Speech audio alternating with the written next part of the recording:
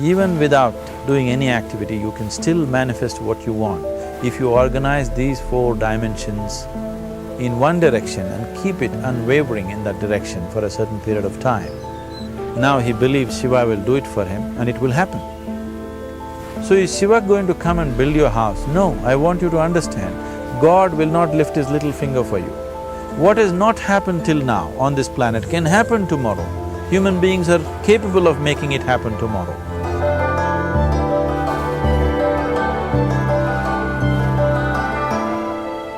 Everything we as human beings have created on this planet was essentially first created in our minds. All that you see, which is human work on this planet, first found expression in the mind, then it got manifested in the outside world. The wonderful things that we have done on this planet and the horrible things that we have done on this planet, both have come from the human mind. So if we are concerned as to what we create in this world, it's extremely important that first of all we learn to create the right things in our mind. How we keep our minds? If we do not have the power to keep our minds the way we want it, what we create in the world is also going to be very accidental and haphazard. So learning to create our minds the way we want is the basis of creating the world the way we want. There is a wonderful story in the yogic lore. On a certain day, a man took a walk. He went for a long walk. Accidentally, unawares, he walked into paradise. Fortunate, isn't he? He just took a walk and he landed up in paradise. After this long walk, he felt little tired. So he thought, oh, I'm tired, I wish I could rest somewhere. He looked around, there was a nice tree, underneath which there was very cushiony grass. So it was inviting. He went and put his head down there and slept. After a few hours, he woke up, well rested, and he thought, oh, I'm well rested, but I'm feeling hungry, I wish I had something to eat. And he thought about all the nice things that he ever wanted to eat in his life. And instantly, all those things appeared in front of him. You need to understand, there the service is like that. Hungry people don't ask questions. Food came and he ate. Stomach became full. Then he thought, oh, my stomach is full, I wish I had something to drink. All the nice things that he ever wanted to drink, he thought about it and all of them just appeared in front of him. Drinking people also don't ask questions, so he drank. Now with a little bit of alcohol in him, you know Charles Darwin told you, all of you are monkeys, your tail fell away. Not me, Charles Darwin told you that you were all monkeys and your tail fell away and then you became human. Yes, definitely the tail fell away. But the monkey, in yoga, we always refer to an unestablished mind as markata, which means a monkey. Why we are referring to the mind as a monkey is, what are the qualities of a monkey? One thing about a monkey is, it's unnecessary movement. And another thing about the monkey is, if I say you're monkeying somebody, what does it mean? Imitation. Monkey and imitation have become synonymous. So these two essential qualities of a monkey are very much the qualities of an unestablished mind. Unnecessary movement, you don't have to learn it from the monkey, you can teach it to the monkey. And imitation is full-time job of the mind. So when these two qualities are on, a mind is referred to as a monkey. So this monkey became active within him. He just looked around, thought, what the hell is happening here? I asked for food, food came. I asked for drink, drink came. There must be ghosts around here. and ghosts came. Oh, the ghosts have come, they're going to surround me and torture me, he thought. Immediately the ghosts surrounded him and started torturing him. Then he started screaming in pain and said, oh, they're going to kill me, and he died. Just now he said he's a fortunate being. The problem is he was sitting under a kalpavriksha or a wishing tree. He asked for food, food came, he asked for drink, drink came, he asked for ghost, ghost came, he asked for torture, torture came, he asked for death, death happened. Now don't go looking for these kalpavrukshas in the forest. You can barely find a tree these days. A well-established mind, a mind which is in a state of samyukti, is referred to as a kalpavriksha. If you organize your mind to a certain level of organization, it in turn organizes the whole system. Your body, your emotion, your energies, everything gets organized in that direction.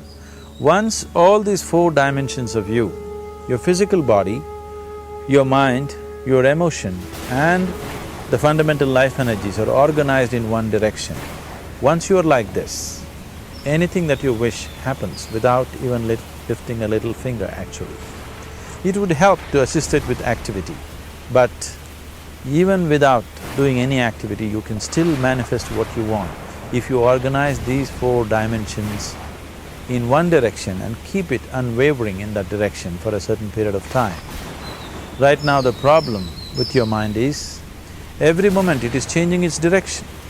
It is like you want to travel somewhere and every 2 steps if you keep changing your direction, the question of you reaching the destination is very remote unless it happens by chance. So, organizing our minds and in turn organizing the whole system and these 4 basic dimensions of who you are right now in one direction, if you do this, you are a kalpavruksha yourself. Anything that you wish will happen.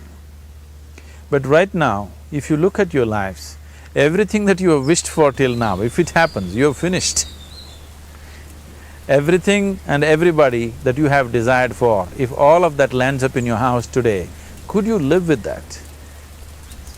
Once we're empowered like this, it's very important that our physical action, emotional action, mental action and energy actions are controlled and properly directed.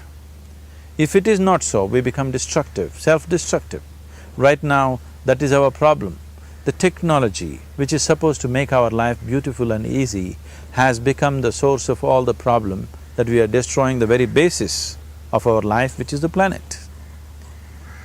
So what should have been a boon, we are making a curse out of it. What has brought incredible levels of comfort and convenience to us in the last 100 years or so has also become a threat to our life simply because we are not conscious action, we are in a compulsive state of action. So organizing our minds fundamentally means moving from a compulsive state of activity to a conscious state of activity. You might have heard of people for whom they asked for something and beyond all expectations it came true for them. Generally this happens to people who are in faith. Now, let's say you want to build a house. If you start thinking, oh, I want to build a house, to build a house I need 50 lakhs, but I have only 50 rupees in my pocket, not possible, not possible, not possible. The moment you say not possible, you're also saying I don't want it. So on one level, you're creating a desire that you want something, on another level, you're saying I don't want it. So in this conflict, it may not happen. Someone who has some faith in a god or in a temple or whatever, who is simple-minded, faith works only for those people who are simple-minded. Thinking people who are too much thinking, for them it never works. A childlike person who has a simple faith in his god or his temple or whatever, he goes to the temple and says, Shiva, I want a house. I don't know how, you must make it for me. Now in his mind there are no negative thoughts. Will it happen? Will it not happen? Is it possible? Is it not possible? These things are completely removed by this simple act of faith. Now he believes Shiva will do it for him and it will happen. So is Shiva going to come and build your house? No, I want you to understand, God will not lift his little finger for you. What you refer to as God is the source of creation. As a creator, he has done a phenomenal job, there's no question about it. Could you think of a better creation than this? Is it in anybody's imagination to think anything better than what is there right now? So as a creator, he has done his job wonderfully well. But if you want life to happen the way you want it, because right now, the very crux of your happiness and your well-being is this. If at all if you're unhappy, the only and only reason why you're unhappy is life is not happening the way you think it should happen. That's all it is. So if life is not happening the way you think it should happen, you're unhappy. If life happens the way you think it should happen, you're happy. It's as simple as that. So if life has to happen the way you think it should happen, first of all, how you think, with how much focus you think, how much stability is there in your thought, and how much reverberance is there in the thought process will determine whether your thought will become a reality or is it just an empty thought. Or how you do not create any impediments for your thought by creating negative thought process. This possible is something possible or not possible, is destroying humanity. What is possible and not possible is not your business, it's nature's business. Your business is just to strive for what you want. Right now you're sitting here, if I ask you two simple questions, I want you to just look at this and answer this. Right now from where you're sitting, can you just fly off? You say no. Right now from where you're sitting, can you get up and walk? You'll say yes. What is the basis of this? Why you say no to flying and yes to walking? Because past experience of life, many times you've gotten up and walked, never did you fly off. Or in other words, you're using the past experience of life as a basis for deciding whether something is possible or not possible. Or in other words, you have decided that what has not happened till now cannot happen in your life in future. This is a disgrace to humanity and the human spirit.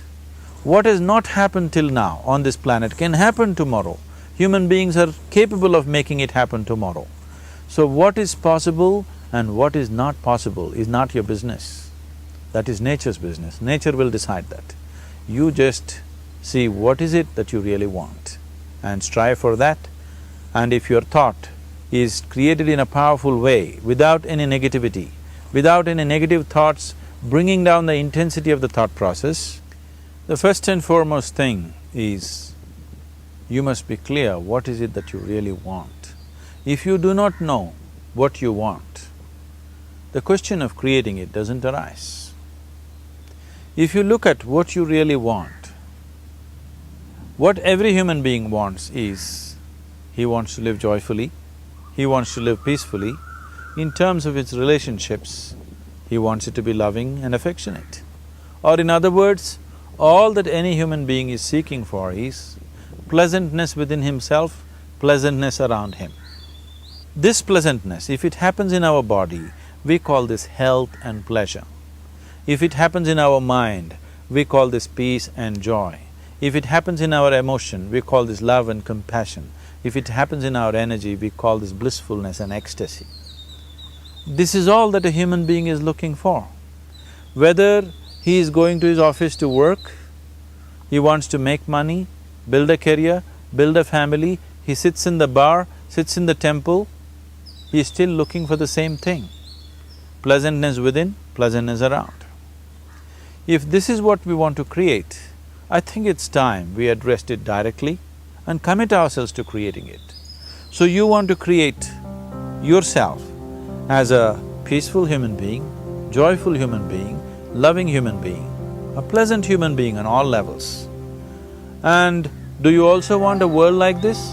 A peaceful world, a loving world, a joyful world? No, I want greenery